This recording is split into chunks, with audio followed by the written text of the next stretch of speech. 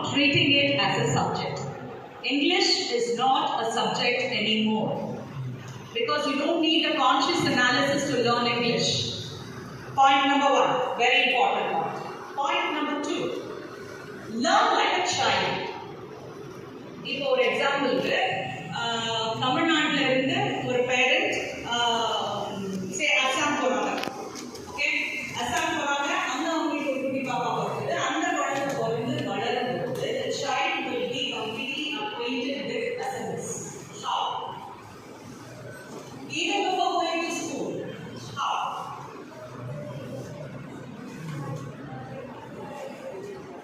Okay, you can say for an elder, not for a small child. How does a child learn? Say, how did you learn your mother tongue?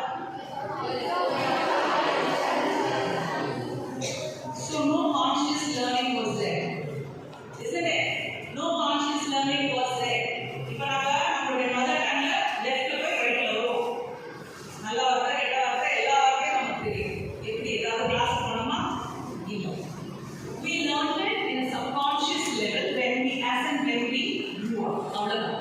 So அவ்வளோ எஃபெக்டிவா ஒரு language நம்மளால ஒண்ணுமே தெரியாத ஒரு வயசுல கற்றுக்க முடியும் அப்படிங்கும்போது now you are all almost entering into adulthood. Yes or no?